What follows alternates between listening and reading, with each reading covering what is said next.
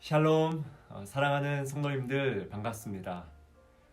요즘 세상에서 가장 아름다운 시들을 하루에 한 편씩 묵상하니 요즘 기분이 어떠신가요? 특히 오늘 우리가 나눌 이 시편 8편 말씀은요, 정말 말 그대로 아름다운 시죠. 최고의 언어로 하나님을 노래하고 온 우주 만물을 노래하고 또 사람을 노래하는 시편 중의 시편이요, 찬양 중의 찬양이 바로 이 시편 8편이 아닐까 생각해 보게 됩니다. 사실 지난 시편 3편부터요, 우리는 계속해서 이 애가라고 불리는 이 장르죠, 라멘트라고 불리는 이 시대를 쭉 묵상해 왔어요. 슬픈 노래였죠. 시인은 언제나 늘 쫓기고 있어요. 항상 탄식해 왔어요. 위험한 상황에서 지금 큰 혼란에 빠져 있었어요. 잠 못 드는 불면의 밤이 계속되죠.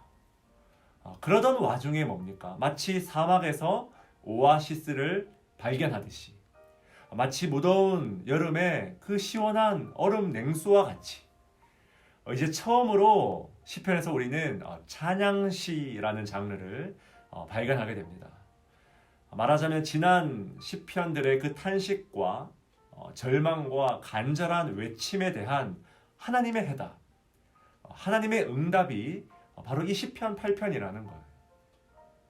그래서 이 시에는요, 하나님의 창조의 그 영광이 가득 드러나 있습니다. 하나님께서 태초에 계획하셨던 그 첫사람 아담의 가장 이상적인 모습, 창조의 영광을 누리며 그 사명을 감당하는 그 아름다운 인간의 모습을 노래하고 있다는 거예요. 우리가 이 시를 왜 찬양해야 될까요? 왜 노래해야 될까요? 이것이 원래 하나님께서 계획하셨던 우리 인간의 모습이라는 거죠. 아니, 더 정확하게는 새 창조로 장차 완성될 우리 인간의 이상적인 모습, 바로 그 청사진을 우리에게 보여준다는 거예요. 자, 1절을 보십시오. 여호와 우리 주여, 주의 이름이 온 땅에 어찌 그리 아름다운지요. 지금 시인은 온 땅을 바라보며 또 자연을 보고 우주를 보며 누구를 향해 감탄하고 있습니까? 하나님을 향해 무한한 감탄사를 연발하는 거예요. 심지어 이 시의 마지막 구절도 동일한 감탄으로 끝나고 있죠. 하나님을 향한 감탄으로 이 시는 시작되고 끝을 맺는다는 거예요. 현대사회는요, 자연을 어떤 관점으로 바라봅니까? 물리적이고 화학적인 개념을 통해서 철저하게 분석하죠. 어떻게 하면 이 자연을 통해서 우리 인간이 유익을 얻을 수 있을까? 과학적으로, 실용적으로, 체계적으로, 인간 중심적으로. 그런데 이 시인의 찬양이 우리에게 가르쳐주는 관점은 무엇입니까? 믿음의 안목이죠. 하나님 중심적인 물리학, 하나님 중심적인 우주과학, 하나님 중심적인 자연 해석학이 무엇인지 우리에게 가르쳐주고 있다는 거예요. 계속해서 시인은 하나님께서 손가락으로 만드신 그 천체들을 바라보며 하나님의 예술을 깊이 감상합니다.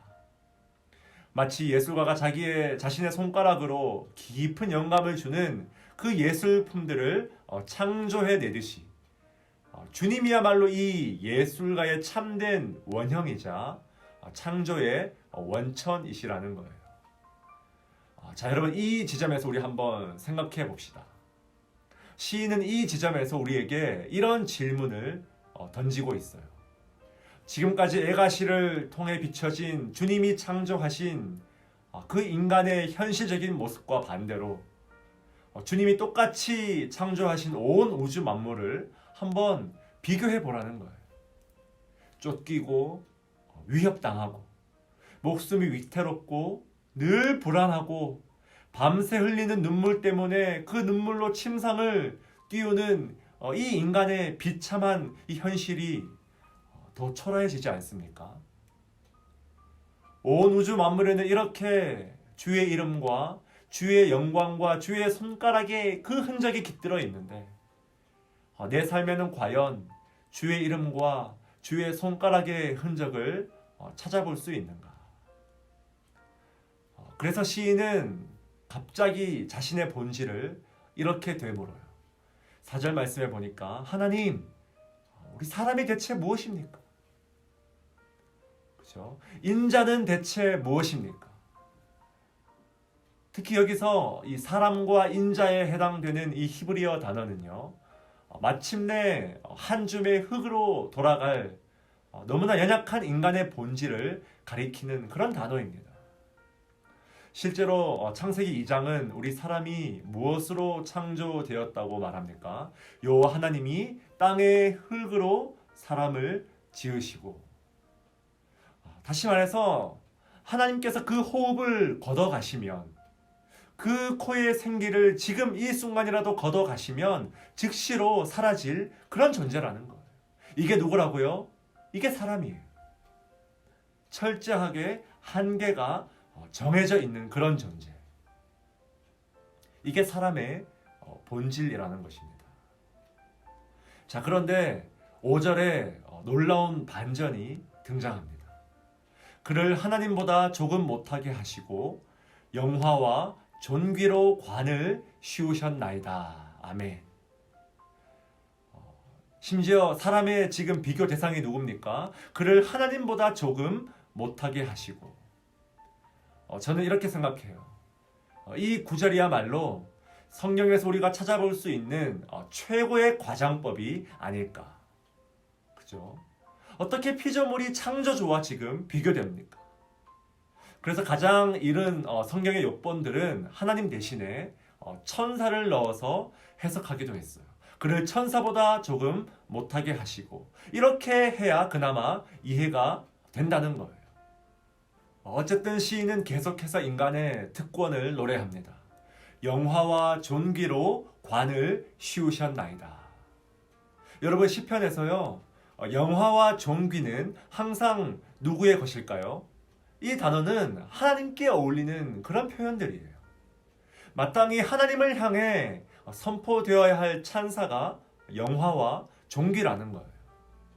그런데 하나님은 자신에게 합당한 그 영화와 존귀를 누구에게 돌리십니까? 진흙에 불과한 사람에게.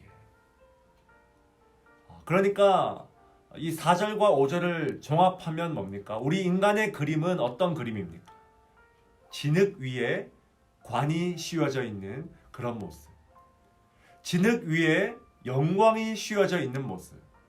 이것이 바로 성경이 말하는 인간에 대한 가장 본질적인 그림이라는 거예요.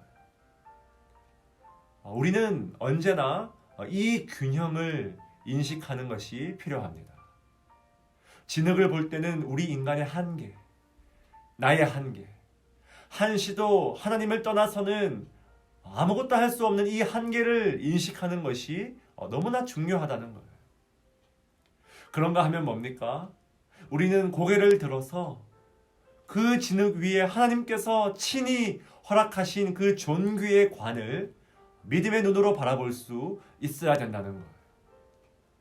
우리가 그 관을 볼 때 우리가 얼마나 소중한 존재인지, 하나님과 함께라면 우리가 얼마나 위대한 일들을 감당할 수 있는지. 사랑하는 여러분, 진흙 위에 씌워진 관이라는 이 그림을 언제나 기억하십시오. 나는 누구입니까? 진흙 위에 씌워진 관이다. 진흙으로서 우리는 언제나 주님이 필요하며, 관으로서 우리는 언제나 주님과 함께 세상이 감당치 못할 그런 일들을 할 수 있다는 것입니다.